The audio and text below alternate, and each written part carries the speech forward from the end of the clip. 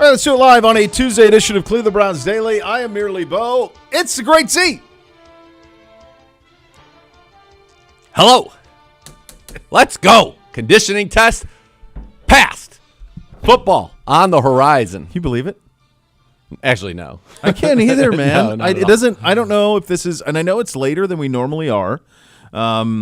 Which is, by the way, I'm for this schedule. Yeah. It allows for example, last week you were gallivanting around secret spot. Secret spot.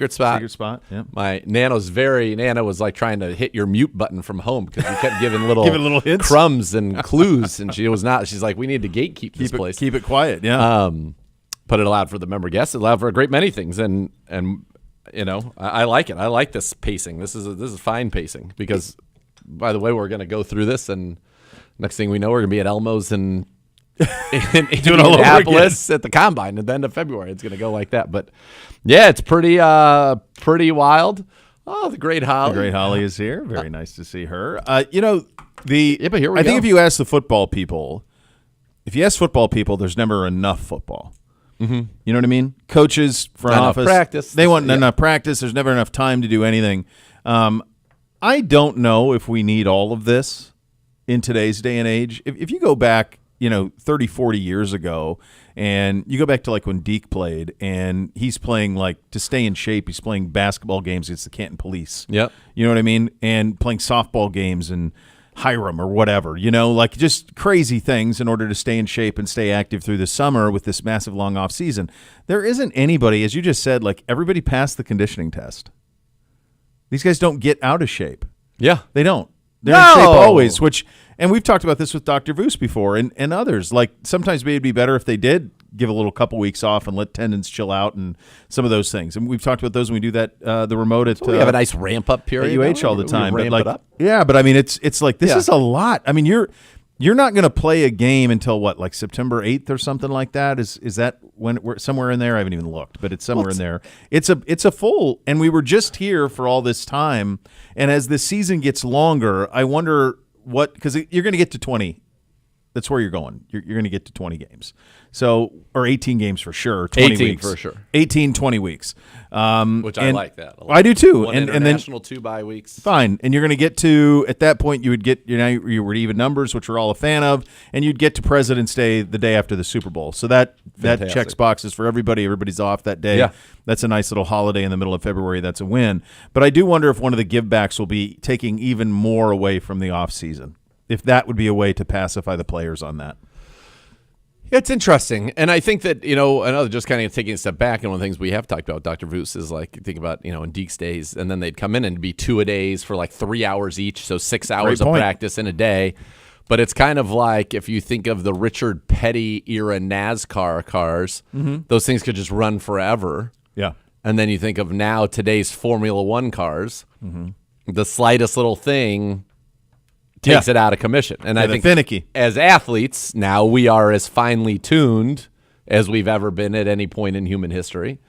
And so, it's an interesting balance. But I mean, like, for example, we're jacked up right now knowing that Todd Monken is going to get the full, 2 hours and 15 minutes that he can get out of every practice. And we're like, oh my God, it's so much. Whereas, Deke was practicing 6 hours a day. Oh, for sure. And we just got done with Kevin, who was, we weren't like an 2:15 ever. Hour and a half. It was an hour and a half, and we're out. So this is, and everyone's got to be honest with themselves and what they want. It's an interesting way to look at it when in regard to what you're saying with Deke from the standpoint of you were doing 2-a-days for 6 hours in pads every day. Away you go. Like this is a much more gentle ramp up into all of it. So here's the reality of it for everybody. Even us who do this all the time, and we're into however many seasons you and I have done this, like 9. Like 9 years, you and me on this. 18, 19, 20, 21, 22, 23, 24, 25, 26. You got it. This will be our 9th season. You got it, bud. Yeah, next year, a decade. A decade, brother. How about that? Doesn't feel like it. No, time flies when you're having fun. I guess. Yeah, it does. Definitely does. But it's amazing how quick they all go. But once you get there, like tomorrow we'll have an ability to watch practice, right? The public won't, but we'll be able to watch practice tomorrow. That's right. Practice. And once you get out there and you see them going, then the juices start flowing and away you go. And for this team, there are just so many things that I'm curious about. We did it yesterday, like rank the 10 things that are most important, and obviously, however that quarterback thing situates itself, that's going to be critical. How they manage that early in camp. I think one of the big things, the talking points here that you and I will discuss a lot in the first few days of camp is, does Todd have, even if he's not going to say it publicly, does he have a deadline in his mind of like, by now I need a starter so that I can get him going? Like, what is that date for him? He probably already knows it, but not to say he will share it. So, that's something among many things that are going to make this a very fascinating camp for this team, let alone all the young talent offensively. Yeah, we'll get to it coming up at the bottom of the hour. We're going to tell you our top 5 position battles to watch that are not the Browns quarterback. So we've got some of that as well. We got some things going on from that standpoint. I do think it's interesting, and I know that this is coming up late in the show as well, but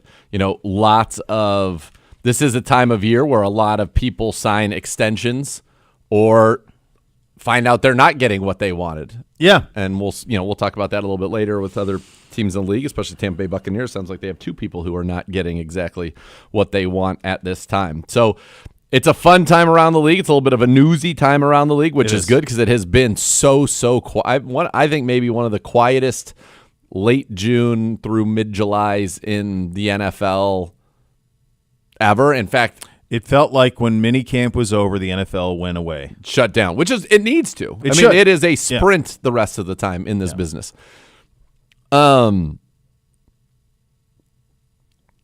even the Kyle story, which was a huge story, was kept quiet by even many reporters who knew.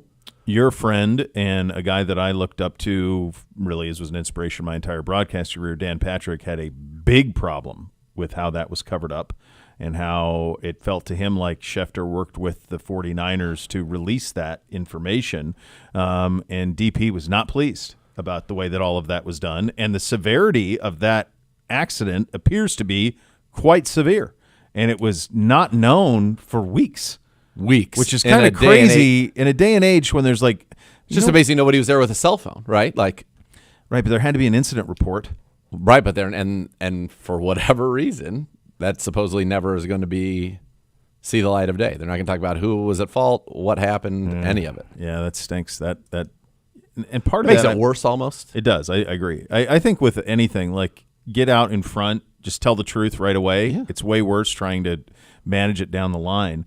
I do wonder, though, as I was thinking about that, just from a news gathering perspective, I wonder if they have, like, if the San Francisco Inquirer, is it still?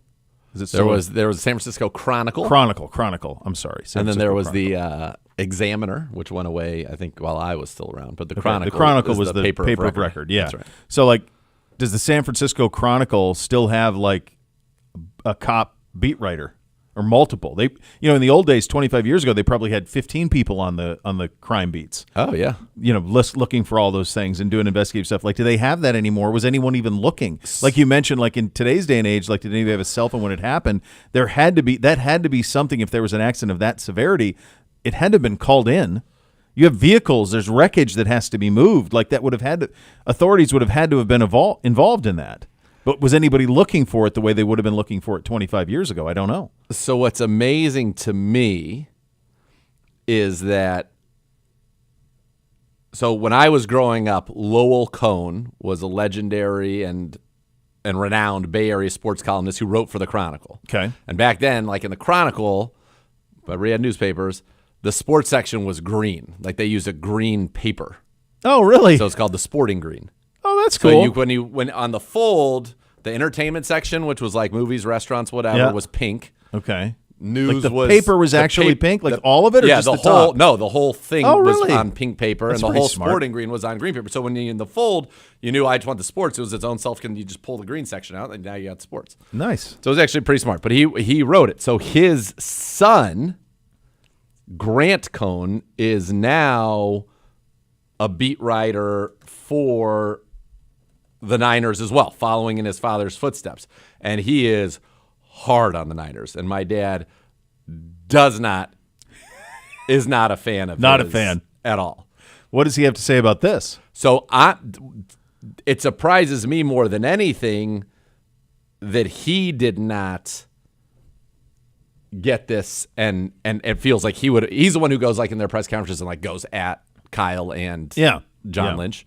And so was very surprised, my dad was, that this stayed hush-hush and that it wasn't Grant. Now, there are some things that are starting to come out about cell phones and this, that, whatever. So who knows? Obviously, there was nothing illegal about what he did per se, because that you couldn't keep that under wraps. I guess we don't know. No, he wasn't cited for anything. Okay. Yeah. That part we know. Yeah. Because that would have been. But I thought like that guy would have loved to have unearthed this. Right, but he probably wasn't looking. It's just an incredible there used to be, job of keeping a secret. It really is. And there used to be people who that was their job, to scour police reports and listen to scanners. And the blotter. That's right. And figure out what was happening in a given city. Yeah. I mean, that was a job. Oh, yeah. You know, I mean, and now I don't know if that job exists the way that it does anymore. Yeah, it kind of still does. I mean, mainly in TV. I mean, Gabriel. like, hello, young Gabriel. hi. Like you're TMZ? trying to think of the word. I'm for surprised it. like TMZ didn't. So when I was at Like Channel your 10, I assignment left editor, Channel 10. Your assignment editor has to listen to the scanners and stuff. I mean, they're on, but I mean, I was last in a television newsroom as an employee in 2015. In the year 2015, 3 years before we joined forces, Bo Bishop. That's right. And Now it's been 9 years. and I mean, like, even the crime beat was way down at that point, and that was 11 years ago. So I can't imagine, like, if one of the local affiliates here, how many crime reporters do they have? And then are they the type? Here's the other thing: if they do have crime reporters, are they the type of crime reporters who, like, the people who were on those beats when I first got into television, whether it was in television or news, they were like hardened reporters. They had relationships with the judges, cops. with the cops, with the firefighters, with city council. They like, they typically had had relationships normally, and trench coats. Yeah. Like, that was kind of the setup. Now it might just be kids who don't have relationships. Right. In a lot of instances, that's what it's become. It's become, and it's not like that they're not capable. They just don't have the relationships that these other people curated over years. So that's just very, very different. But you're right. Like, assignment editors, who is the guy? should still listen to it. Carl Monday. Yes, dude. The guy, my mustache is perfect. Yeah, and he used to go wreck people, show up at their houses, and just like drop bombs on them. It's crazy. Yeah. Yeah, so I mean, but that's more like investigating. But they're like, there used to be people who just, that was the job. Like, I knew several buddies of mine and friends who were in the business who their job, they would, go to in the morning, they'd go to the courthouse and talk to cop. What happened? Anything interesting last night? Anything I need to be talking about that I'm not? Those type of things. I don't know if people do that anymore. Yeah, the way that they used to. So yeah, I mean, that's a wild story. Not almost Pedro lost his used to eye. be real plugged in with the. Of course he was. The police. I bet he was. Yeah, quite. I bet he was. Was he a 2 newspaper man? We were a Chronicle house. We did not have a secondary paper that I recall. Was there one? What was like? So the Chronicle cover San Francisco and Oakland, the whole Bay Area. So there was like the Oakland Tribune. We never got that. No, and then the San Jose Mercury News. San Jose Mercury News, a little further south. But I don't remember that. Tim Kawakami, was that his name? It was the legendary guy there. Yeah. So like those, but all of that stuff, I don't know who's doing that stuff anymore. Yeah, my dad once saw him eating in Hayward at like a Japanese restaurant. Was all fired up. I saw Kawakami. I'm like, awesome, great, Dad. Cool story. It's fantastic. So did you talk to him? No. I'm like, all right, even better. But he exists, which we know because he's writing. He's writing. He does all of his own writing on this. Yeah, we know that, and we've seen him. Oh man! All right, I got a question for you, just because I'll get an answer for you. 2 seconds as we're off topic, then we'll go get into some more stuff like what's going down. I'm very curious to get your take. College football Nate's got a hot take on what's going on. I like it with the Buckeyes, but you're wearing today lovely Vuori shorts. I am. Yeah. Thanks. Yeah. Love them. I'm assuming they're the ones I wear. I love them. They come with a built-in secondary There's a garment. layer. Yeah, and a built-in garment. So I think they're the best, like for me, all day shorts, but they're the best, certainly like morning shorts. So like I get up every morning, boom, throw them on. Now I'm taking Luke to the store or whatever. Yep. Comfortable. Second layer is there. It's ready to go. It's ready to go. It's ready to go. It's like, ready to go. You know those shoes they're selling out where you don't even need laces or whatever, you just step into them? Yeah. That's what those shorts are. One stop, now we're going. And we're out. My kids think it's insane that I don't wear another pair of. I'm like, that's the whole point of the short. I know it's bad radio, but I agree. With me or them? You. Yeah, of Of course. course with you. Yes. My NBC was doing that. Like, yeah, and I go, what are you doing? It's already there. It's there. That's why it's there. You don't need to wear another layer. When you wash those shorts, you're washing shorts and underwear. And underwear. Once. At Boom. once. Done. It's like, do you ever see the episode of South Park where the guy who was a Marlon Brando lookalike was making clones and he made a provolone squirrel and he said, no longer do people have to look in two places for provolone cheese and squirrels. Boom. It's right there. That's what those shorts are. They're provolone squirrel. No, I'm with you. Of course. Yeah, no. I don't know why it'd be crazy. I was nuts. And then I So had they want you to wear that, then a short with a built-in underwear, and then the short? Yeah. Like 3 layers? Yeah, absurd. Completely ludicrous. All right, good. I figured. I knew in my heart of hearts. I just needed validation. I'm like, it's I got you. It's ludicrous. The kids, man, it's that generation. A little different thinking. A little different thinking. NBC was doing that. He had him on last week. You had him on to wear in golf, and then and I said, "What are you doing? You're good. You're good. That's what That's it's the theirs point for, of man. the short. That's the whole point. They actually make a pair that doesn't have a liner. it. Yeah. And if you want to wear that, There are plenty of brands. In fact, most shorts don't have that involved. yes, They do this so that I think, like I said, it's a perfect just boom, throw them on, Yeah. and here we go. Now, if you are doing certain athletic activities, Can't do it. You can't wear these shorts for those. Well, that's why I said. so that's why there's the different shorts for different sports. yes, they are not sports shorts. No. They golf, are- maybe you golf. It's right there. I don't know on the edge. I've golfed. I don't know about anything else. Not with a lot of nothing with not a lot of running. No. No. Well, we've entered a new world in college football. Ohio State it started about 45 minutes ago. Press conference in Columbus. They are going to have a jersey sponsor on their jerseys across all 36 varsity sports. It is Chase Bank. They Chase Manhattan Bank. J.P. Morgan Chase Manhattan Bank. Some people were saying, I heard on various podcasts. I loved when you said that. You know where I got that? Catch Me If You Can. Okay. Remember at the beginning where he's like, he takes little DiCaprio, takes little DiCaprio, and they go to the store and he does some sort of game to get him a black suit so he looks like his driver. Yeah. And he says, you're going to walk into Chase Manhattan Bank and I'm going to get a loan for however much it is. And he said, you know why the Yankees always win? Because they have Mickey Mantle. He goes, no, because of the pinstripes. People always end up looking at the pinstripes. He was trying to create this facade that he had money even though he didn't. Yeah. And he went into Chase Manhattan Bank. So that's why that I popped liked into it. my head. I enjoyed it. So, yeah, Chase will be on the jersey. All 36 sports. They did it in white. There's several interesting parts to this. The first thing that's happening now in college athletics is the uniform suppliers are saying, well, hold on a second now. We're paying a lot more. Chase is paying them a good amount, $17 million to Ohio State a year over that. Now, Notre Dame trumped it about an hour and a half later. They're doing SoFi, and they're doing it on football and all of their sports. And they're going to be between 18 and 20 million. But the difference is on Notre Dame, it's a far fewer amount of teams. Is the other thing. So, they don't have 36 teams. So it's a little bit different there. But Notre Dame's number was bigger. Ohio State had this for about 6 hours. They had the record for the most for a sponsorship, and then Notre Dame got them this afternoon. So they will go with Chase. So Nike's mad because they want Nike last to be the week, only sponsor on there? Yeah. The Nike especially was like, well, hold on now. We pay you exponentially more than that. And not only do we pay you more than that, we actually outfit all of your teams in everything. Like, we're giving you all the gear, everything else. So there was talk last week that Nike potentially would want a bigger Nike symbol on the jersey. I would assume that if you were an Adidas school, if you were an Under Armour school, that those outfits would be saying the same, because the Chase logo, is it more noticeable than the swoosh on that? I don't know.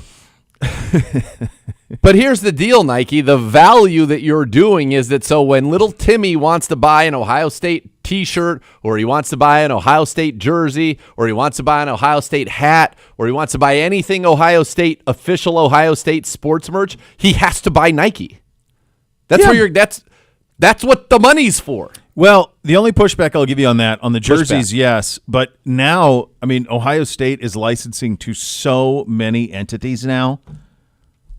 And they're not even at the top of it. There's But if you a lot want of the them that aren't official too. stuff, If you want the jerseys Nike. and the coach's sideline wear, it's Nike. Yes. But if you want polos and all the rest of that stuff, there's a million Well, companies every- that make them. Yeah. well, yeah. Every sports leisure Peter company. Millar makes them. Sure. Yeah, sure. Yeah. But no, I think so. I think it's an interesting thing. What I was NBA's been doing it, right, for a while. The Warriors have had Rakuten, or Oh, whatever you yeah. say that. Yeah, NBA's we've had it for a had while. I just think it clips or needs to whatever. be limited to like one. We cannot go like, NASCAR. or even golfers. I was watching a little bit of the Senior Open because I can't get enough of golf across the pond. And the Big Easy, Ernie Els, comes out there and he's got like 38 logos all over him. Yeah. And I'm like, this is ridiculous. You need a logo on the back of the collar, logo on the front two parts of the collar, different logo here, different logo here, logo here, logo here, logo Yeah, on the back. too much.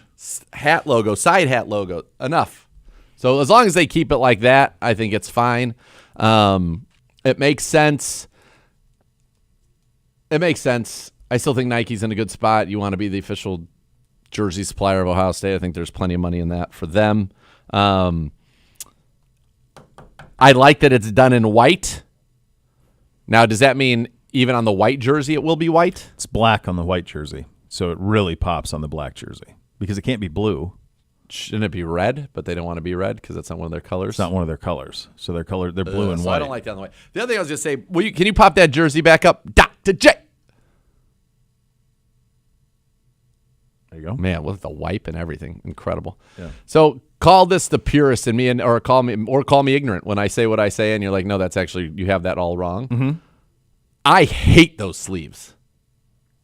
I don't know that you and I can continue to work together. I Yeah, like that what was are the ones that are incredibly ignorant. what are the ones that are just like the stripes? That's am I what wrong? I've been That's the working original. for a decade. Is gray on the sleeves.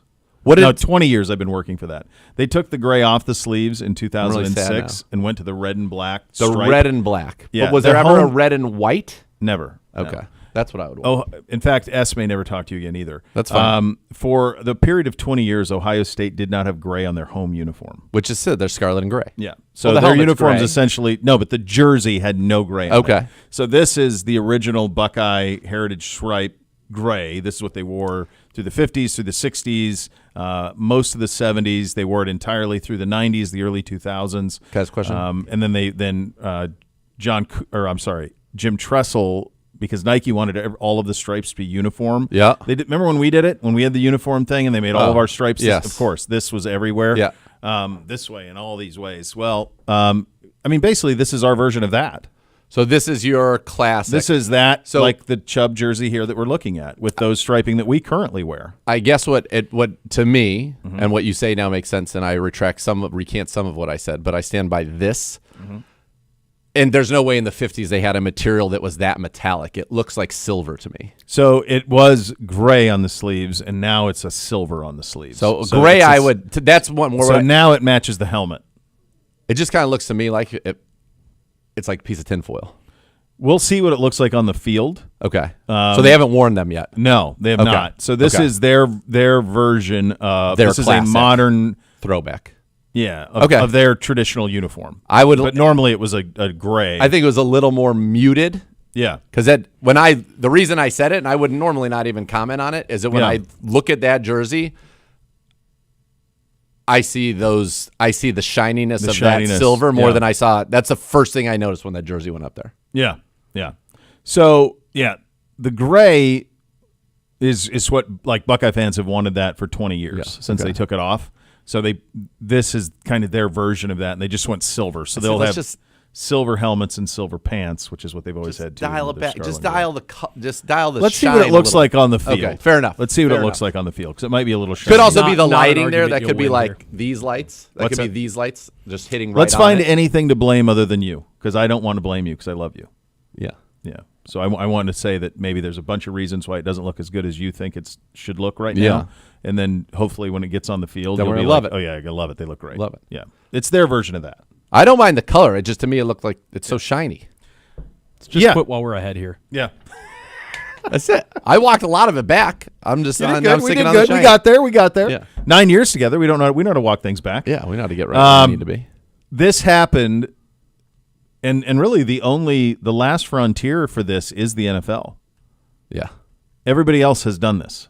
Every other major sport in America, the biggest brands in the world do this, In fact, if you go to your beloved Italia and you were to watch Fiorentina, you would see a patch of Fiorentina on the chest, and then you would have whatever their brand is on the front.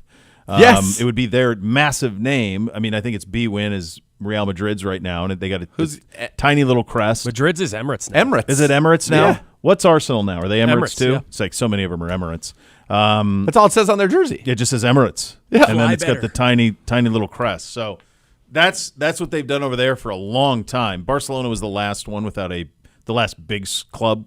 They held out for the longest time. They had nothing. And then they went UNICEF for a few years. And now I think they're probably Emirates too, or are they Barcelona, Qatar? I think, is on Spotify now. Or are they Qatar? Oh, you're right. They are Spotify. They were Qatar Foundation for a while. In the Messi era, yeah. Yeah, and now I think you're right. I think they are Spotify. So the NFL is the last one. These deals that Notre Dame and Ohio State inked today are worth more than most of the NBA teams' jersey patch deals.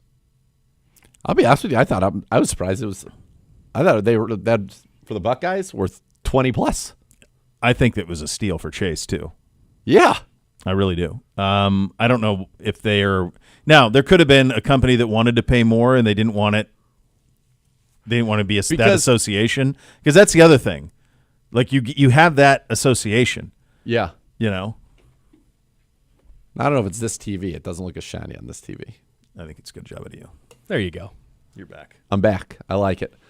But that means that's going to be on every replica jersey. It'll be on every replica jersey. It'll be on every. But here's the funny thing. So that's why Nike's. I get where Nike's coming from. Yeah, and honestly, like the kids, I'll tell you what. Like when the kids buy the jerseys, and my kids are kind of out of that stage now. But when they did really love the jerseys, and as soon as like the NBA teams they wanted the ones with the patch because that's what they're wearing. Because that's what they're wearing. They want to look like the dudes. Yeah. Yeah. So I'll get a look at them.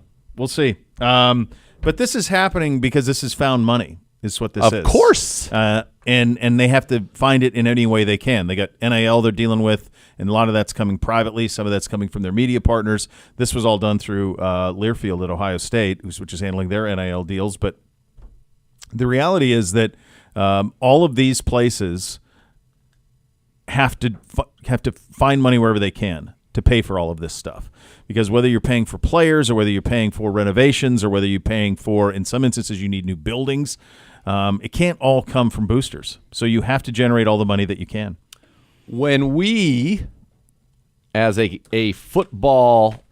second football league, and by second football league I mean college football, but not the NCAA, as we look into our crystal balls and we say what was the timeline the SEC was giving for their making their own league? I don't think they gave a timeline. I think they were just saying it's on the table. Like it was more like saber rattling. Like let's get something figured out, or we're going to do our own thing because we can do this without you. I believe, and I want to get your take on it as Yeah. a very astute man. I believe when we get to this 32 super team league where we've got the 4 relegations, which is going to be so fun and really add so much juice to the secondary league as well and make it quite meaningful. How many years from today? And I think this Super League doesn't form without this. My opinion, I could be totally idiot like I was earlier today. No, you're fine. You're fine. It was I think there will be a salary cap. Yeah, of course. There's going to be. Yeah.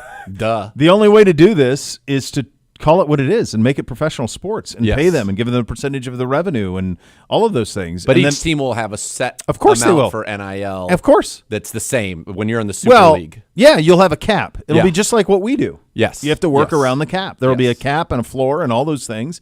And if you don't want to participate in this, go play something else. But for the big schools, Go to the secondary league. you'll play into those rules. Now, at a place like Ohio State, that's going to mean you can't have 36 sports. You can't do it. Because those sports are not self-sufficient without football. Football lifts everything there. Yes. So, they're going to have to make some tough decisions. But I think what Ross Bjork, who's the current athletic director at Ohio State, what he's doing right now is he's trying to make the best of the situation he's in. And it's almost like, let me put out this fire before I even begin to think about putting out the next one. That's where he's at right now. So this allows him to stay competitive as they need to be in facilities and player acquisition and NIL and all of that. It adds to that. There will be other things that you'll see. Like for the first time, I saw this down there. So they created, and it's hard, it's an old building, but they created seating in the one end zone where the band used to be. So that used to just be steel bleachers, metal bleachers, and the band would be down there, or part of the band. The other band would be in the Block O. They took all of that out of the south end zone, and it's all now luxury, like field-level seating. So that's a revenue generator that they didn't previously have. So that's the thing. Those are the things that you're going to see more and more of is what can we do to find some money here that we haven't previously been using. I mean, they're charging for tours of the shoe. They never used to do that. The shoe used to be just open. You could just walk right in. But now they're charging for it. You don't automatically get tickets if you're a senior anymore. They used to do that. If you were a senior at Ohio State, you got football tickets. Not anymore. Not enough for everybody. So, yeah, it's massively big business. It's by far the second most popular sport in this country. It's not even close. And it's only getting more and more popular. I've had so many people, I'm not going to watch anymore. These kids are making money, but I'm not going to watch. Nonsense. Why You're would watching you more. care Nobody if cares. they're making money? Nobody cares. Nobody's going to care about this jersey sponsor either. No. Nobody's going to care. It's going to disappear. They're going to play Texas in week 2 in Austin. 19 million people are going to watch it, and away you go. That's the business of it. So nobody cares. It's all going to be fine. And so yeah. Did you it's see the this new from world. Ross Dellinger? Maybe. At 3:05 p.m., the SEC and Big Ten are on the clock. Congressional lawmakers distributed to the two conferences on Tuesday the revised language of the Protect College Sports Act and set a deadline of 9 a.m. Wednesday for them to deliver their position on the legislation. Sources with direct knowledge of the situation shared the deadline and portions of the revised bill. 61-page legislation stands to regulate the college athletics industry. Arrived at conference leadership about an hour after Big Ten Commissioner Tony Petitti kicked off a 3-day football media days with an address in front of hundreds of reporters here at the downtown Hilton in Chicago. The deadline looms, but the most notable new bit of information is that league administrators must now review the revised bill and present to conference university presidents and chancellors who must vote to either formally support or continue to oppose the legislation. It'd be impossible for me to comment on it because I don't know what they took in or out of the legislation. Summary of the revisions does include new retention pool was dropped from $25 million to $20 million schools can spend on retaining athletes, and in addition to the $21.3 million revenue share cap. I mean, that's a non-start. That doesn't mean anything. Yeah. I think the thing that the Big Ten and the SEC wanted pushback from, or what they pushed, there was a lot of things that they pushed back on, but one of the things was like this notion that we couldn't expand beyond any more. So conference memberships capped at 19, requiring schools moving from one power league to another to operate as an independent for 5 years. Allows but does not require FBS schools to pull their television rights if at least 75% of them agree. Prevents coaches from leaving their teams before the season ends. Creates a $20 million retention pool for schools to use to retain current players, in addition to the $21.3 million revenue share cap, as well as allowing programs an additional $5 million to be spent only on women's athletes. All this would raise the cap to roughly $46 million. So there's no way that the Big Ten and the SEC are ever going to support any bit of legislation that you said something about pooling resources. If 75% of the teams in the league agree. Yeah, there's no way that the Big Ten and the SEC, if they are to be treated, first of all, there's no reason. The Big 12 did a deal with Monster Energy for the entire league for $20 million on the entire league's jerseys. Notre Dame got that by themselves today. Ohio State almost got that by themselves today. So you tell a school like Ohio State or Michigan, or you go to the SEC, Tennessee, LSU, Alabama, Georgia, Penn State, USC, Oregon, your value that you've spent 100 years building up, you're now going to share your part with Baylor and Texas Tech and Arizona State. No, I'm not. No, I'm not. I'm not doing that. Nope. I'm not going to do that. We've worked really hard. We have these relationships. The Big Ten gets $90 million a year in their television package. The SEC teams are in the 70s, high 70s in their package. You got some of these conferences making $28 million a team. Yep. Now you want me to lift you up? I mean, the Big Ten's already lifting up Rutgers and Maryland. How many teams you got to lift up? So that ain't going anywhere. If that's part of it, it's not going anywhere. And I don't blame them. This is what will lead to the Big Ten and the SEC saying, making the Super we're League. going to do our own thing. Yep. You're going to be down there. We'll be up here and out there and over there. And we'll have an equal number in both of us, and we'll crown our own champion from this, and we'll come up with our own rules that make sense for us. Yep. That's what's coming, the Super League. I don't think that'll go anywhere if they put that in there. No. And I don't blame them. All right, top 5 position battles to watch out for that are not the quarterback battle. We'll get into that. Those are your hot topics today, presented by University Hospitals, official healthcare partner of your Cleveland Browns. We're off and running on Cleveland Browns Daily. We're presented by Ballybet, official sports betting partner of your Cleveland Browns. Please bet responsibly.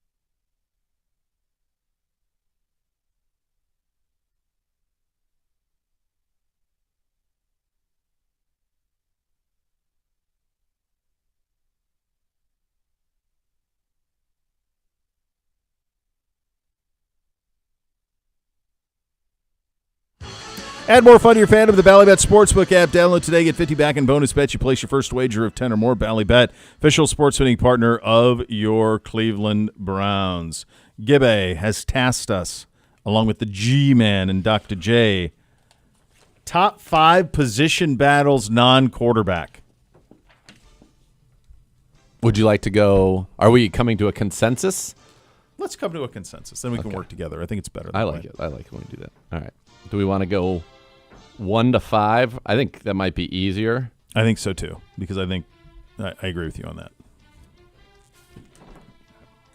I got to pull this up. So, for me, the only kind of starting position that is an every down starting position that is as of yet unsettled, and there really are 2 of them, is the center right guard. So are we having Elton Jenkins at center and Tevin Jenkins at right guard? Are we having DeJuan Jones at right guard, which I think is a possibility? He's going to get some work at guard. Are we or are we having Luke Whippler or Parker Brailsford, the 5th-round pick this year at center? Luke Whippler played very well at the end of last year at center. Did. Luke Whippler Really coming good off his early. injury, Parker Brailsford, and then Elton Jenkins is your right guard. So to me, that's the biggest undecided that actually impacts every play on offense. So and every that's the only position battle right now to me that actually impacts every play on one side of the ball. I don't think there's another one that does that. It does. You're right, and that's what I was going to have at number 1 too. I do think this is a hard one for the casual fan, and quite frankly, even you and I to track as you're out watching camp. Yes. No. It's impossible to tell what's going like that. This is something where we'll get a feel for it listening to coaches. We'll get a feel for it in the preseason, but there's no way that we're going to be able to track who's playing well in there. But I think it's the most important position conversation that we have. I don't necessarily know that it's the most interesting because I think all of those things are capable.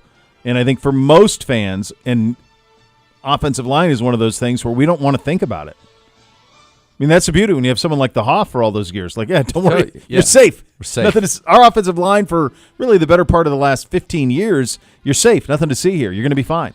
So this is this is certainly going to be in a completely new look offensive line.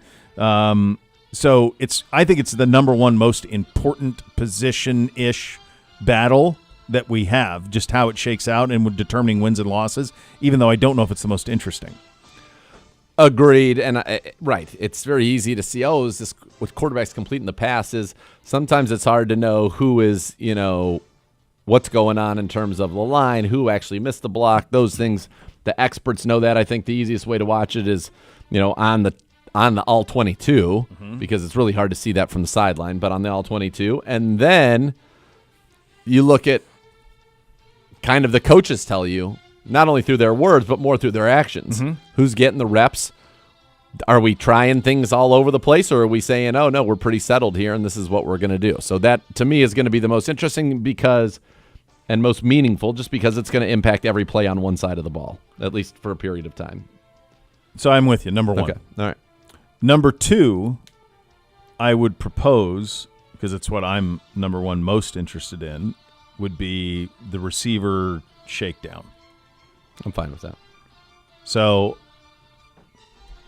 is Denzel Boston – I mean, this isn't a position battle because all of these guys, Bond, Concepcion, Boston, obviously Judy, they're all locks. And they're going to catch the majority of the targets and all But this. who's the number 1? Who's the dude? Who's the dude? Who's my 2? Yep. What are the roles? And then who else in that room makes it? Because there's some intriguing things. I mean, Malachi Corley flashed a little bit. You got a guy like Tylan Wallace who came over from Baltimore, was with Todd last year. It'd be crazy to imagine him not making it. Cedric Tillman's a guy that when he was healthy, he's a 3rd-round pick from a couple of years ago. But there's not enough spots for all that. Jamari Thrash is still in that room. Gage Larvidan is still there. I mean, it's a lot of guys. So it's not a position battle, but how does that shake out? To me, that's the number 1 for me. But I know it's going to shake out. We're going to be fine because we're a lot better at receiver than we were a year ago. So it's not the most important, but it's the most interesting to me. 100%. What does it actually look like? Who's the go-to guy? Who's the stud? And then, who ultimately ends up making the team? Because that part of it is interesting because some of the guys you mentioned, Corley was a third-round pick, has been in the league for a while. Cedric Tillman was our number 2 receiver last year. I know. On opening day. And he's fighting to stay on this roster. And special teams obviously are going to have, a lot to do with that as well as we look at this thing going forward. But I'm with you. I like that one. Number 3 to me, and this is only because it is still a starting spot.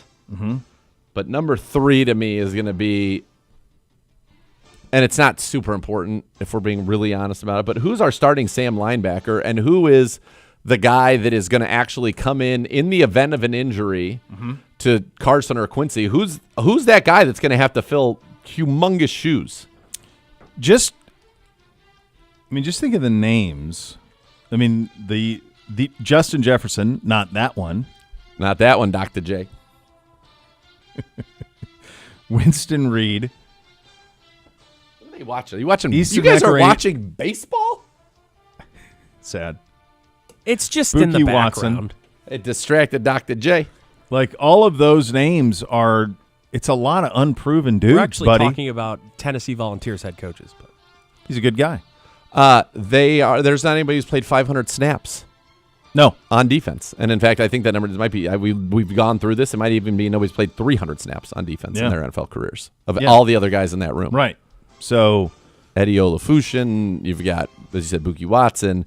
Buki Watson missed all of last season. Winston Reed missed all of last season. Reed Carrico's a rookie. Justin Jefferson's a rookie. So it's kind of Easton Mascarenas-Arnold was an undrafted free agent rookie last year. Winston Reed was an undrafted free agent rookie the year before. Buki Watson was the SEC Defensive Player of the Year, but was kind of a hybrid pass rusher linebacker there. And now he's not big enough to be a pass rusher in the National Football League. So, yeah, there's just behind Carson and Quincy, how that room shakes out. Is the answer that we need to sign somebody? And there I are was a just lot gonna of ask good you. veteran linebackers out there. A lot of them. are they still? Like you and I, Les, did this exercise like a month ago, and there were a ton of dudes that were still available, including guys who had some familiarity with this defense or this organization. All right, people that are still linebacker free agents right now. As training camps open, Bobby Okereke, Bobby Wagner, Shaq Thompson, Josie Jewell, Devin White, Matt Milano. Yeah. Plenty of people if you need somebody to come in. Heck, even bringing back last year, Jerome Baker played well for us. He knows the team. He's still unsigned? Yeah. That'd be one I'd watch for. Yeah. That would make a lot of sense. Local kid. Here's the full list. Bobby Okereke, Bobby Wagner, Levante David, Logan Wilson, Kenneth Murray, Matt Milano. This isn't accurate. Devin Bush is not still available, so maybe some of these names are not accurate. Because Devin Bush is with the Bears. Bears, yeah. Yeah, but there's some guys. I know that Milano is accurate, and I know... Yeah, it's kind of wild that some of these people are still available. I think to me, I think that is, that is probably more critical than the wide receiver shakeout. Yes. Well, and my next one is kind of that I would propose. Okay, I have one as ready. I'm ready as well. It's who is the cornerback that's going to play in the event that Denzel Ward or Tyson Campbell miss a game? So this is beautiful because you went in a different way than I did. Okay. Great question, Dr. Z. Yeah. I don't know. Our top two corners are obviously legit and Yep. as good as anyone you're going to find with Denzel and Tyson Campbell. And then it gets just unproven. It's pretty wild. Obviously, Miles Harden, a 7th-round pick from 2024. He's your slot. He's your slot, obviously.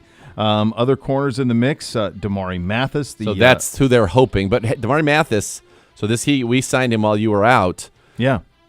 He's got good size. He had a very good rookie season in 2022. Okay.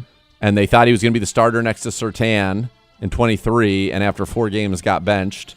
And then in 24, played very little. By 24, he was gone. He's a Carolina Panther in 25, tears his ACL, tears something, misses the whole season. So he has not really played since 2023. And he's not been a starter in this league really since 2022, like of significance. It just speaks to, because the other names are, I mean, there's not a whole lot of proven there, buddy. No. So this is another position group that it could get really dicey really quick. And, yeah, I mean, Tyson and Denzel are great. Miles is your nickel, but then beyond that, it's just really unproven and very, very thin. And, look, like the year before, Andrew Berry went heavy on the defense in the draft. This year we went heavy offense in the draft. And so there were going to be some sacrifices, and one of them I think is probably going to be some of that depth at corner. And I'll be very curious how active we are at linebacker and at corner over the next 2 weeks. Like if they're cut down days or buyout days, like will we dipping our toe in those waters? Yeah, that'll for be corners interesting and to see, 'cause linebackers. right now, yes, the depth at those two positions to me is definitely concerning. Corner in particular. So they're hoping Damari Mathis. I know there are a lot of people in this building that liked him coming out of college, and the hope is that he can, be that guy. The fifth one for me, and this one isn't important in that it's not going to determine wins and losses, but I am be very curious to see, because I know that when we drafted him, it felt like another first-round pick.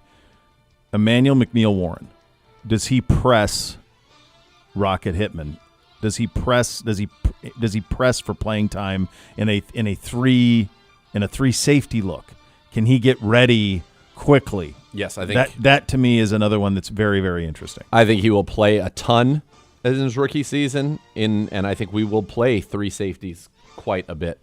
Rocket Hickman will be most likely kind of your post safety. Delpit will be your, I think we'll play more too high than we did last year, and I think that'll be, Delpit, but they'll have the ability to kind of use disguise and have, one time you think it's Hickman going this way and Delpit coming up, but it'll go the other way, and Emmanuel McNeil-Warren will go up and play in that deep half.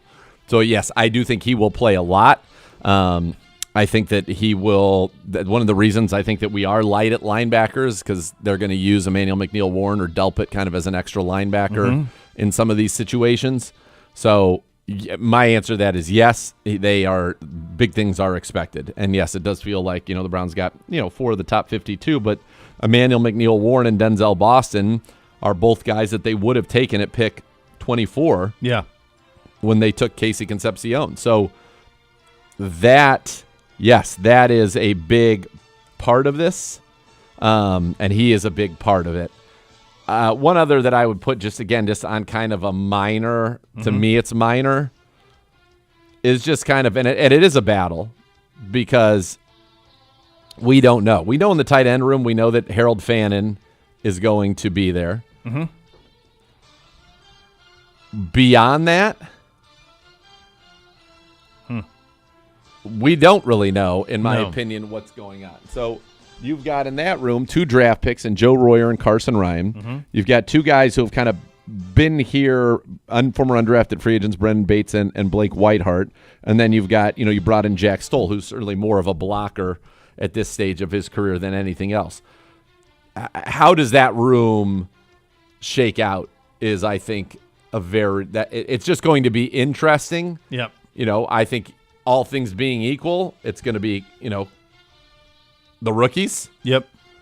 And we'll see. Ryan drafted in the 7th round, obviously, and then Royer, who had spent some time at Ohio State, and then also, finished his career where he broke some of Travis Kelce's records at Cincinnati, was picked in the 5th round. I think those are the guys, but that's going to be interesting to me. Yeah, I agree. I really think, like, when you're talking about, all right, we couldn't talk about quarterback, but I believe we'll keep 3. We have 4, and it doesn't feel to me like they're going to cut Taylon Green. So how that resolves itself will be fascinating. Running back, you've got Quinshawn, you got Dylan Sampson, and then my guess is, we have a little bit of a competition to see who's that 3rd guy. which is fine. And so is that super interesting to find out who the third running back is going to be? No. Yeah. Now, my guess is with the size of Dylan Sampson, that third guy has got to be somebody with some size, and maybe it's Rocket Sanders, who was here last year. Yeah. In case they need to kind of carry the little bit. I think in receiver you have 4 locks, right? So running back you have 2 locks. Quarterback you've got the three locks. We don't know exactly who they are. Receiver you've got 4 locks for sure, which are Judy, Isaiah Bond, Casey Concepcion, Denzel Boston, and then it's a nice competition. Between some good names for wide receiver 5 or 6, or can we get away with 5? I don't know, because now Casey Concepcion is going to be your punt returner and give you juice there. Tight end, I think we only have 1 lock, and that's Harold Fannin, and I think there's probably 2 spots open there. On the offensive line, we know that you're going to have Spencer Fano is going to be on this team. We know that Zion Johnson is going to be on this team. Elton Jenkins is going to be on this team. Tevin Jenkins is going to be on this team. Titus Howard is going to be on this team.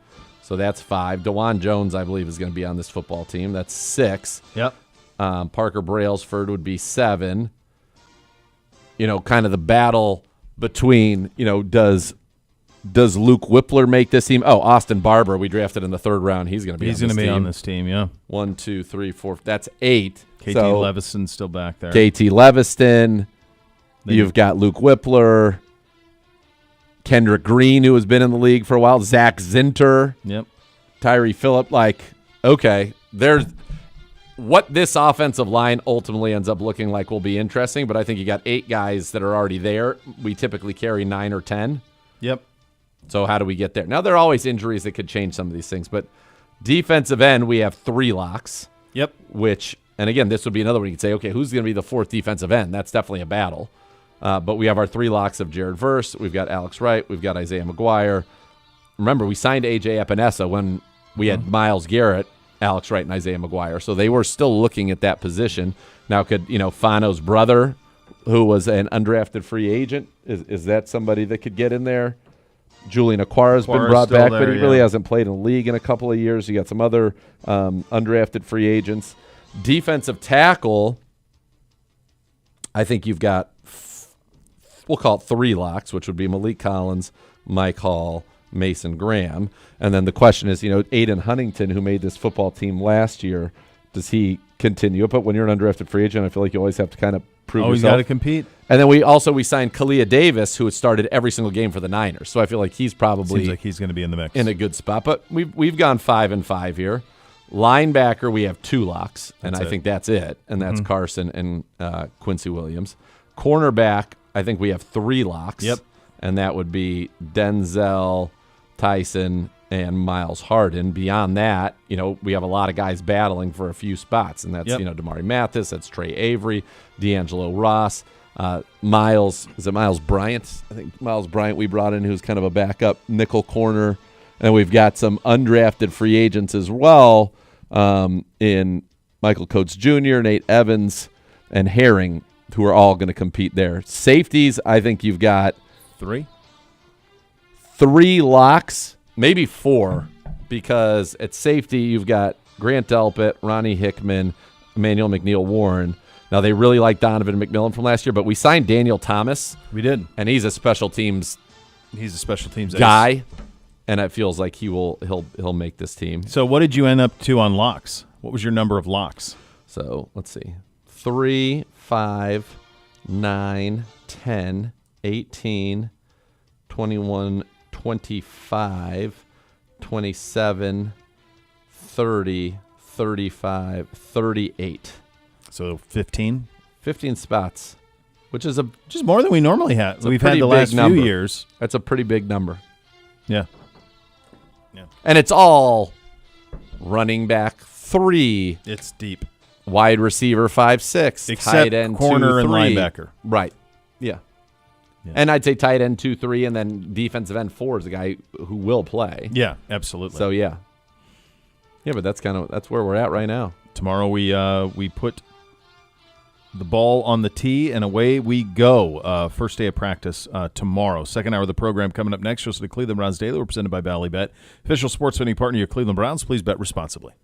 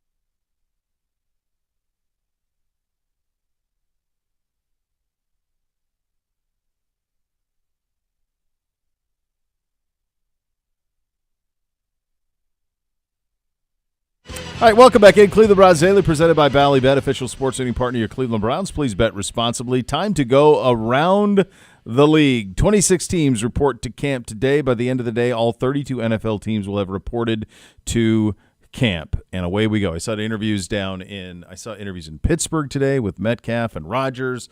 Yesterday was Turtle Soup Day down in Cincinnati. Big day for them, which is very exciting. I had somebody who went yesterday tell me that, in fact, they do not. It's not real turtle soup. That it's a turtle soup that they use beef instead, which is a little disappointing, I suppose, in some ways. But I'll tell you what, they're real chesty down there, and they should be. They have the third easiest schedule in the NFL. From a roster standpoint, there aren't really many questions. The biggest question you could probably have would be their offensive line, but they're bringing back the exact same unit as last year on there, and they are a ready-to-go team. I think they have fewer questions than anybody in the AFC, honestly. Well, when you can score like that, yes, and I think they made some good moves there. By the way, we have some update on something that we talked about in the opening, Kyle Shanahan. Okay. Kyle Shanahan did speak to the media today. This is from Nick Wagner, who covers, he's the ESPN NFL reporter who covers the Niners. Oh, yeah, I've had Nick on. Yeah. He said, Kyle Shanahan just spent some time describing the events of July 14th. He wanted to clarify right up front that the accident was his fault. He took his eyes off the road briefly to find his phone, which had fallen between the seats. When he looked up, he had gone over the line and into an SUV. The CHP database had a clerical error attributing the accident to the girl. Shanahan says that is not accurate. Another point of clarification for Kyle, he said, quote, he did not lose consciousness or have amnesia following the accident. He says the concussion is serious, but it was not to the extent of him going unconscious or forgetting what happened. Wow. So a true distracted driving incident. Yeah. It's very scary. So Kyle had the group of reporters in his office, so he didn't speak to the media. He had them in and went out there and had them in and tell them what happened. Well, good. So and good. you know what? And I'm glad he's okay, and I'm glad they should have done that. Okay. They should have done that 3 days ago. Yes. And then this doesn't fester. Yeah. Like, for the kids and for kids, if you screw up, own it right away. Own it right away. Yep. And that's a lesson for a 4-year-old, and it's a lesson for a 44-year-old. Own it right away. It's always worse when you think you can cover it. Always. Not suggesting that that's what the Niners were trying to do, cover it or whatever, but they certainly weren't forthright. Be forthright right away. Yep. And handle your business. By the way, Ian Rappaport quote tweeted what I just read you from Nick Wagner and just goes, interesting. What? There are a lot of things I would say about a lot of things you could say about that. An interesting period would not be one of them. No. Why do you, and by the way, if you just want to retweet Nick Wagner, just retweet Nick Wagner. Just retweet it. Why do you have to comment at all? Yeah. If you're not adding anything to it other than saying interesting, simply by retweeting it, you are acknowledging its interest. Yep. Agreed. This is interesting. The Tampa Bay Bucs and quarterback Baker Mayfield reporting to training camp without a new deal will play out the final year of his contract before becoming an unrestricted free agent. Mayfield and the Bucs have engaged in contract talks for several months. Sources telling ESPN with no real progress has been made towards a new deal as of Tuesday. Mayfield previously said he wanted an agreement in place before the start of camp or he would discontinue talks to focus on football. Sources close to the situation tell ESPN that Mayfield is looking for a deal reflects his performance is more in line with that of quarterbacks of a similar caliber in making. He is also unfazed by potential being franchise tagged in 2027. Franchise tag values are not calculated until prior to the start. I mean, roughly $50 million next year. Of course he would be phased. Why would I be phased about somebody give me $50 million guaranteed? Because that's not what it appears. That's not what they're willing to pay him. No. Like, how would you begin to? I mean, this is kind of like dog chasing its tail. I mean, we were just here with him. Yep. This is the thing that's really difficult about having a quarterback like Bake. Because so last year, the 1 year he was just sensational in Tampa, absolutely sensational. But last year he's kind of what he was here, which is at his best here. He was last year in Tampa. He was 63%, 36.93, 26 touchdowns and 11 picks. So 2-to-1 touchdown interception, 63% completions. So that's where he kind of locked in. He ended up being 10th in the league in passing yards.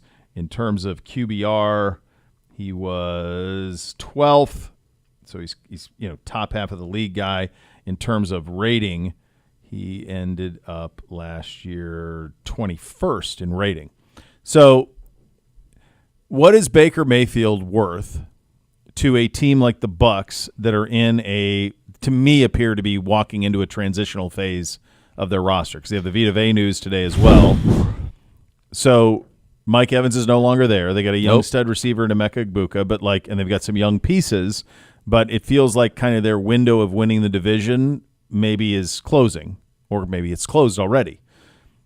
So if you're Tampa Bay, how do you handle, because I'm sure he's wildly popular down there, even, probably more so than here at the end.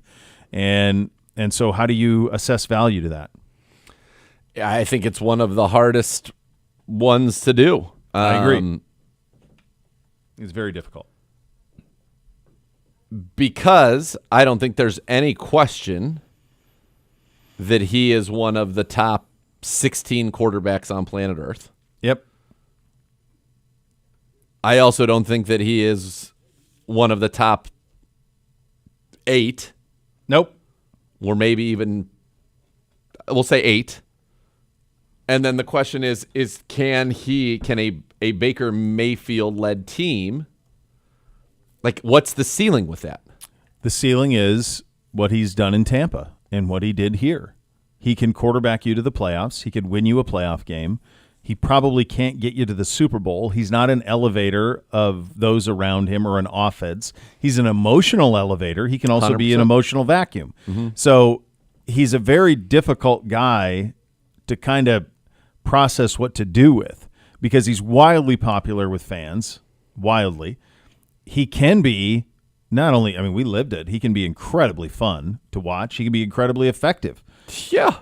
So he can do those things, but there's also a ceiling. There's one other factor in this that's even different than when we dealt with this several years ago. He's now 31 years of age. And watching the quarterback, yeah, and you have so much respect for his toughness and all of that, but he does get banged up a lot. Yes, he does. He takes a lot of hits.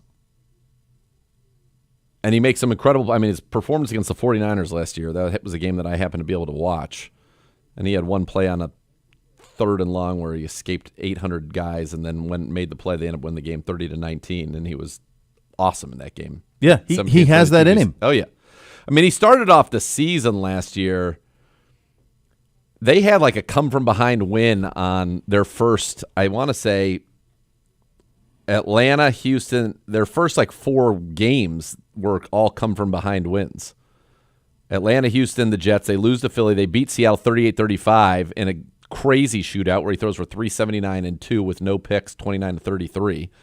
Think about that against that defense and what that defense was at the end of the season. But then they lose, 4 of their last 5 games, and he throws, of his 11 interceptions on the season, 6 of them are in the last 5 games. 8 of them are in the last 7 games. 9 of them in the last 8 games. Yep. So it's tough. He's a very tough one, because I would posit, and this is kind of how you end up in a little bit of what I would say like quarterback purgatory, and I would posit that he's better than, say, even though the record that Andy Dalton had was better, I would say he's better than Andy Dalton was. Now, the game was a little different in 11, 12, 13, 14, 15, when Andy Dalton had, winning record first 5 years of his career, 9-7, 10-6, 10-5, 10-5, 10-3. But that Bengals team didn't really accomplish anything in the postseason. In fact, they accomplished nothing. They did not win a single postseason game. Yeah. But he was kind of that same type of guy. But I think Baker's better than he is. I do too. Even at that point, when they went to the playoffs 4 straight years, and Dalton was a shrinking violet, unfortunately, in the playoffs. I think Baker's better than him, but the question is he better than him enough to the point that you want to just go ahead and go all. Here's the thing to me: it's not like Tampa needs to see what would Tampa need to see any more Nothing. than what they've seen to make their decision. They've got all the data points, and he's 3 games over 500 in 3 seasons with the Tampa Bay Buccaneers. He's thrown for on average In his 3 years in Tampa, he's averaging over 4,000 yards a season. He's averaging about 31 touchdowns a season. He's averaging about, from a interception perspective, 12.3, 31 and so 4,000 yards, 31 and 12 at 66% completions is pretty good. Now that he's only been over 30 touchdowns the 1 year where he threw 41. That was 2024. But like, what more do they need to see? He's played all 17 games, all 3 years. Would your read of that be that they are trying to see if they have to sign him? In other words, if he's great, then they kind of have to? Or no, because that always costs you more money. I think it says to me that they believe they can franchise him though for 1 year. Yeah, I don't think they want to pay crazy him about, but like at the same 50. time they could if it came to that. But where would be the market? Well, that's my thing, and So like the other guys that are like of his ilk, and maybe you don't think that these guys are in his category or not, and they're probably on the lower end of it, but like this is like, and I think he's better, and I think his career's been better, I think, but like this is like Tua and Kyler. Like these are high first-round picks who have played a lot. Baker's played more, but then what is the true value? Like Kyler's trying to resuscitate his value this year in Minnesota. So Baker wants, according to insider updates, Baker was looking for a 3-year extension in the $55 to $60 million per year range. And they're saying we don't see that. No, and I think that's why we're at an impasse. I think they're right to not see that. I think that so who is it? Who are some recent quarterback deals that have been done that we could say, yeah, that makes sense? Like, would Darnold? That's what I was going to say. Would they want to pay him like what Seattle paid Darnold? All right. Mahomes is 64 a year. Dak is 60 a year. Joe Burrow 55 a year. Josh Allen 55 a year. Jordan Love 55 a year. Trevor Lawrence 55 a year. Matt Stafford 55 a year. Lawrence, that's crazy. 55. Yes. Goff 53. Purdy 53. Herbert 52. Okay, keep going. So in that instance, then maybe the franchise tag would be okay. Yeah, I mean, it's still like 1, 2, 3, 4, 5, 6, like 7, 10th? 8, 9, 10, 11. It'd be like 12th maybe. Yeah, so that's about what he's worth. But if you're Tampa Bay, do you even want to do that? Or do you want to reset this thing? Because if you don't think he can be your quarterback for the next 5 years, then there's no reason to keep this up. All right. Lamar 52, Jalen Hurts 51, Deshaun 46, Kyler's big extension was 46, Danny Dimes is getting 44, Baker 33. Now Sam Darnold's contract that he signed with the Seahawks is 33.5. Yeah. I mean, he should be the one saying, I'm not playing unless you give me 50. Yeah, he's the 50 guy. So there's a big gap between those guys and where Baker and Darnold are at. That it goes from, and Daniel Jones at $44 million is completely insane to me. Yeah. Coming off of his injury. Listen, of the guys that are ahead of him, Danny Dimes is legit beef, but my guess is if he said, hey, I'm looking for 44 a year, they might say okay. Yeah. But you know, how many years would you even want to do? They're in such an interesting spot as a franchise. Jalen Hurts is more accomplished than he is. Yeah. Lamar Jackson is more accomplished than he is. The one guy that you could say that's above him that maybe isn't is Trevor Lawrence, right? Mm-hmm. But Trevor Lawrence just he's had a couple of very nice seasons, and he was 4,000, 29, 12, lower completion percentage, more yards, more touchdowns, more same running amount of picks, too. more running too. Yeah, more of a threat. And they just went 13-4 that season. Mm-hmm. Yeah, that's a tough one. It is. Now Trevor Lawrence also, when he signed his deal, was like 25. Mm-hmm. Yeah, that's going to be tricky, especially if that season doesn't go well down there. That could get really. I guess that would make the decision easier. The worst thing for them is if they went like, from their perspective, the worst thing would be if they went like 9-8 or 10-7 and somehow won that division, but lost in the playoffs. Then what do you do? Yep. It's easier if they go 13-4, then you go, okay, he's our guy, 5 years, let's get this done, give him the big money. If it goes the other way and they go 5-12, then you can say, okay, we're going to go in another direction. We're going to go young. Mike left, Vita Vea, we're going to trade him, all of that. No, it feels They like need to make. could They got to be in figure a out what they're going to reset. be. Right. And if they have a rough year, Carolina seems to be a young ascending team. Yep. We'll see if that remains true. Atlanta bringing in Stefanski, and then with the talent that they have, Atlanta seems like maybe the best team in the division. They do to me, yeah. And the Saints have a lot of talent all of a sudden as well. That's actually gonna be a more interesting division than it has been for quite some time. And you're right, like Todd Bowles is still there. Like this feels like a team that could go and say after this year it's a reset. Yep. It's a reset. Yeah, won a Super Bowl with Brady. They've had a good 2020s. Let's turn this over and go in a different direction. Won it with Brady. Had some fun with Bake. Well, because the reality is, depending on what you want to be, right, is that even with Bake in these 3 years, they've won. I think one playoff game. They beat the Eagles. Yes, Yeah. they've won one playoff game in 3 seasons. Yep. Upset the Eagles. Yeah. So that's why those are going to be very interesting things. A couple other things around the league: the Vikings signing safety Jamal Adams, who is going to play linebacker. Makes sense. For them, which makes a lot of sense. He was kind of that anyway. Yep. And then Daniel Jones has been fully cleared for training camp. So there you go around the league. We're listening to Cleveland Browns Daily. We're presented by Ballybet, official sports betting partner of your Cleveland Browns. Please bet responsibly.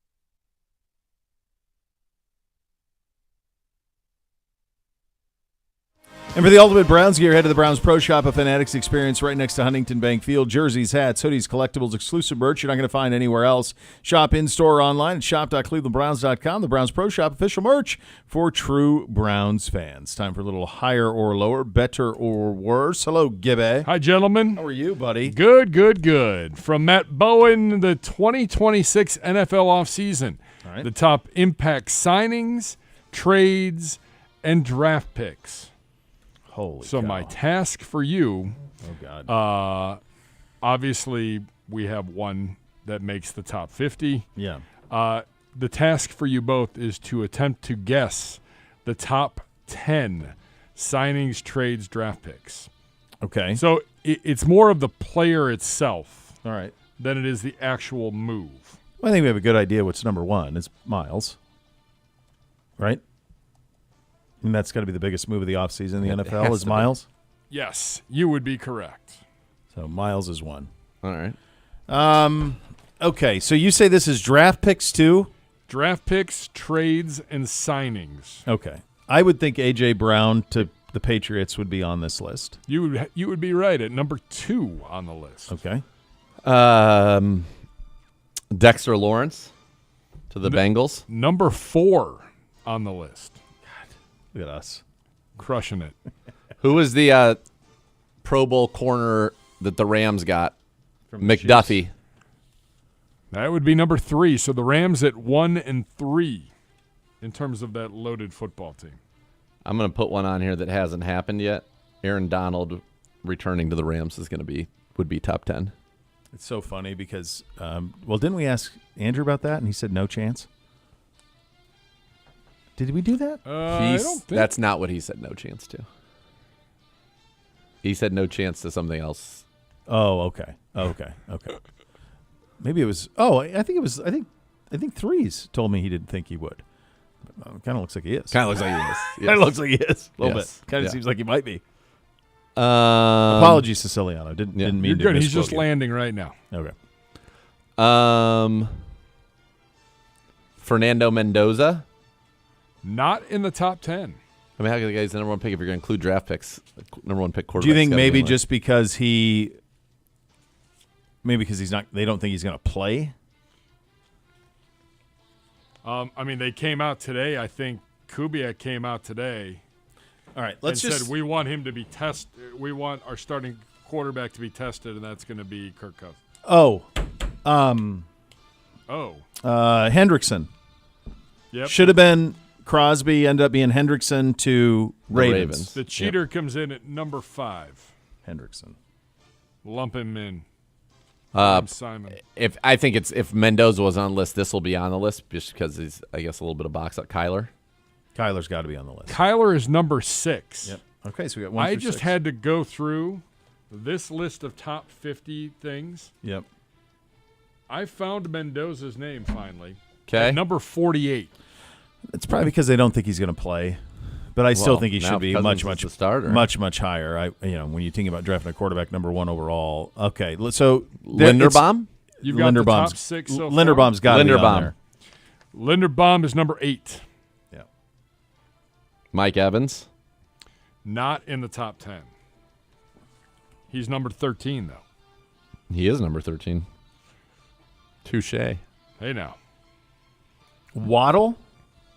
Number 9. Waddle to Jalen Denver. Waddle to Denver. What's bigger, Waddle to Denver or Evans to San Fran? I would Take say away I'd the say San Evans Fran. to San Fran. I think Evans to San Fran. Waddle's more in his prime, but that's what I would say.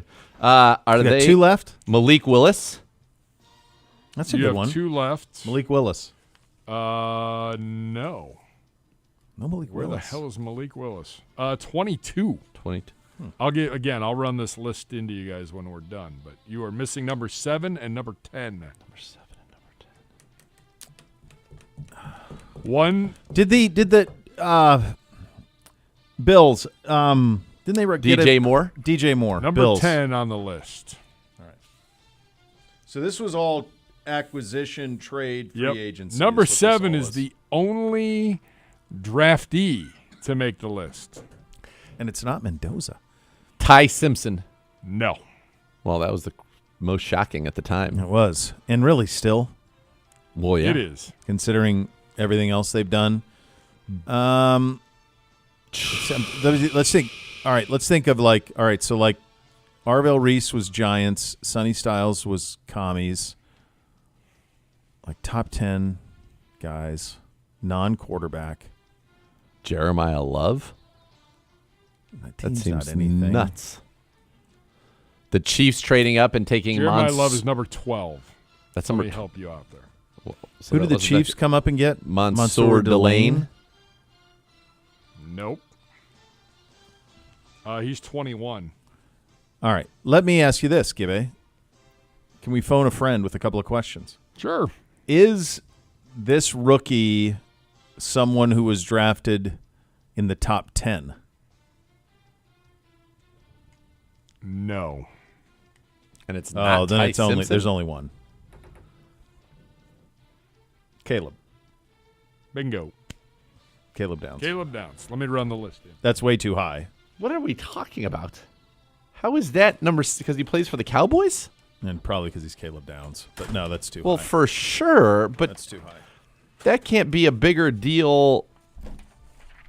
What are they thinking? That like he will fix their defense in one fell swoop? Let's see what they write about it. Under new defensive coordinator Christian Parker, who coached the secondary in Philly last season, Downs will play the Cooper DeJean role as a slot safety in Dallas's nickel packages. Downs can create disruption near the line of scrimmage, match in man-to-man, and find ball and zone coverage. He had 22 run stops in 3 collegiate seasons. I believe his on-ball production will elevate in the pros.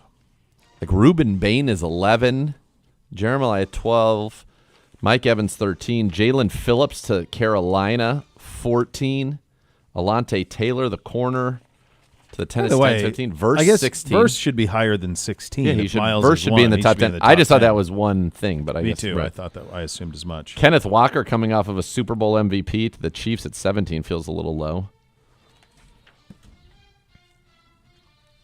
Like Arvell Reese being, some of the things that he put. Malik Willis should be higher than that too. Like that's potentially it's a franchise quarterback. Why He's the would best quarterback in the free agent cycle. Yeah. Why would David Bailey, who wasn't he taken second as the first pass rusher in the draft? Yeah. Why would David Bailey be 26th and then Reuben Bain is 12th? I don't know, unless maybe you're just saying that team's not as good and it's not as interesting. Yeah. Yeah. Washington's going to be pretty sturdy. By the way, David Montgomery, Oh, the As long and as the then quarterback Sonny. stays upright. Yeah. David Montgomery, the Texans, I think that's a real one. Yeah. Like Charlie Kohler, one of the best blocking tight ends in the league, made number 37.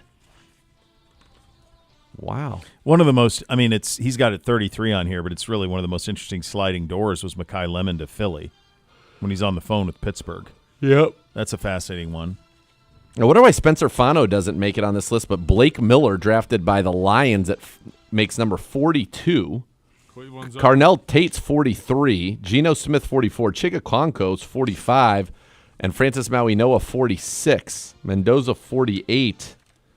I would think, wouldn't Fano, like a team that's looking to fill the shoes of the Hoff at left tackle, wouldn't wouldn't Fano make this list? I forgot the Saints added Etienne.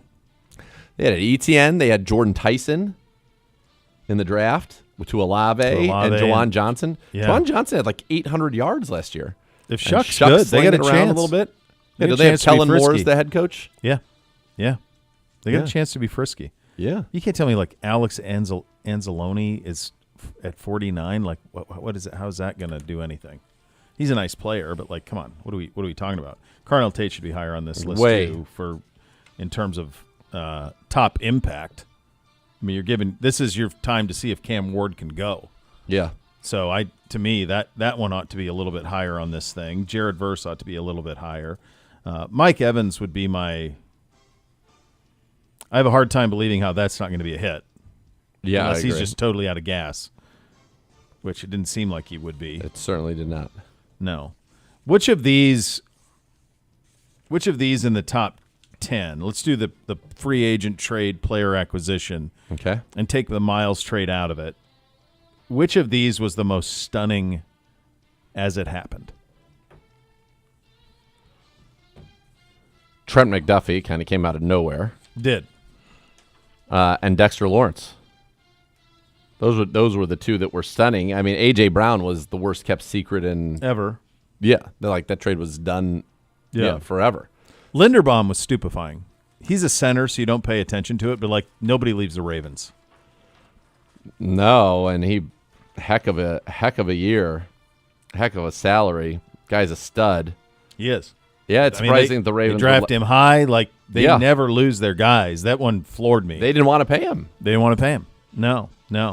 And then what they did with Max Crosby was equally stupefying. Yeah. How he's in the building, and then all of a sudden Hendrickson becomes available, and he's actually we're not going to give up a first-round pick. We're just going to have Hendrickson. The Waddle one is very interesting because it clearly gives.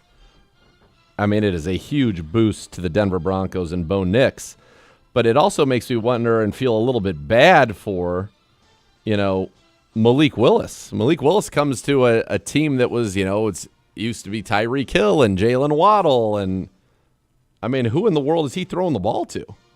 It's funny. I'm gonna pull up their depth chart. All right, you want to know who their this is on? You got it? Yeah, on our lads. Our lads? Yep. You want to know who their starting receivers are? Go ahead. According to our lads, Tutu Atwell, Jalen Tolbert, and Malik Washington.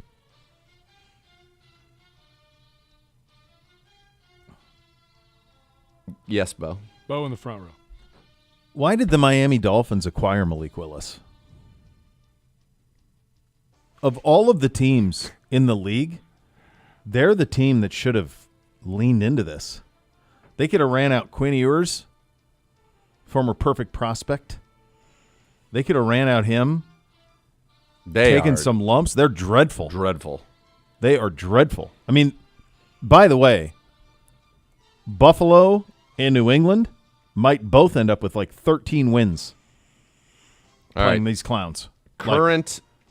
They still have Achane, but like he's going to face nothing but 8-9 man. I mean, that's a mess. Why did they do that? Why didn't they just lean into it? So They would have had a better chance than the Cardinals or the Jets. to as lean of into it. as of last Friday, here are the win totals from DraftKings. Okay. Arizona 3.5. Okay. Atlanta over 6.5. Okay. You have to go heavy though to bet on the over. Okay. Ravens over 11.5. Too high. Bills 10.5. Okay. Carolina 7.5. Okay. The Bears 9.5. Bengals 10.5. Over.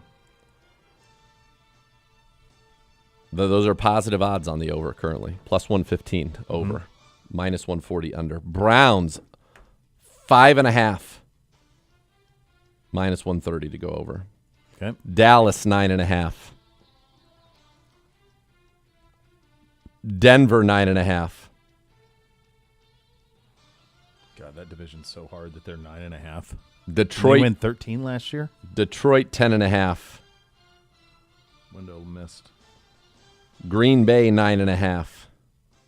Nobody even knows what to do with the North. Houston 9.5. Colts and $44 million a year. Danny Dimes 7.5. Jags 8.5. Chiefs 10.5.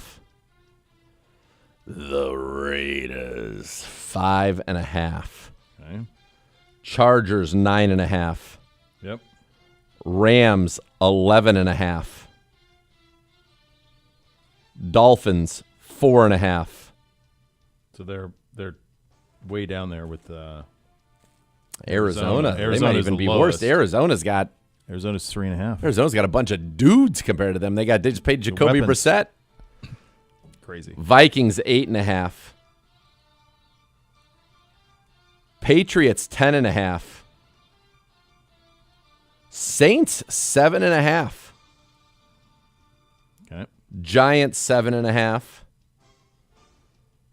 Jets 5.5. Jets 5.5. Yeah, that seems wild. That's crazy. Eagles 10.5. Steelers 8.5. Okay. Niners 9.5. Over. Seattle 10.5. I mean, but that division is loaded. It is, but Yeah. Tampa 8.5. Tennessee 6.5. And then here is this feels like a stunning one to me. yep. Commanders 7.5. Wow. No faith in JD going into year 3. I'll tell you, I can't believe Baltimore has the highest win total along with the Rams in the league. They're the only 2 teams at 11.5 are Baltimore and the Rams. I think Baltimore's got questions. They don't feel the same, No, Vegas Clearly. does not. clearly. Barking Backers, presented by Milkbone, official dog fan club of the Cleveland Browns, is back and celebrating the 5-year anniversary. This season brings a refreshed premium pup kit, new events for you and your 4-legged friend. Head to barkingbackers.com to join today. So much more to come. You're listening to Cleveland Browns Daily on 850 ESPN Cleveland.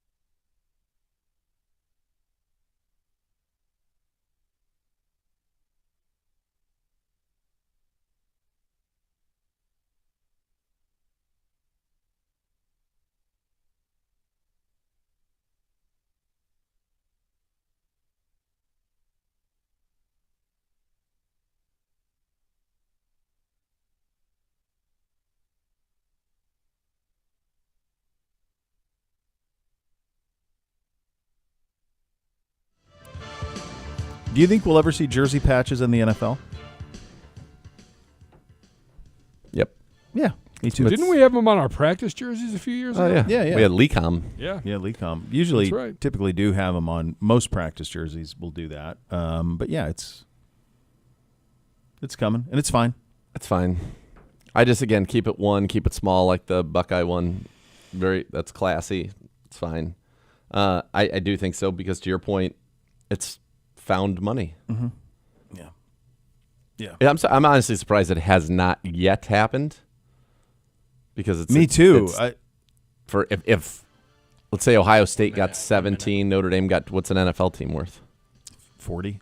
I actually think 17 for the Buckeyes is theft. I do too. I think it's a little low. I just think maybe it's the first time into it and people aren't aware of it. But I think it's a little low. I think it was quite low. Me too. I think it could have been, and same for Notre Dame and some of those other big time programs. I think that the number is actually much bigger than that when you consider the reach that a lot of those programs have. So tomorrow we go.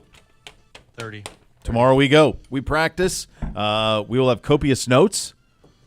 Copious There'll be notes, various maybe a copious. couple They're very luminaries. Good Lord. As copious as it gets. The copious as it gets, man. We got to get the notebook back. That'll be tomorrow. It all starts for real. Thanks for listening, everybody. Cleveland Browns Daily, presented by Ballybet, official sports betting partner, your Cleveland Browns. Please bet responsibly.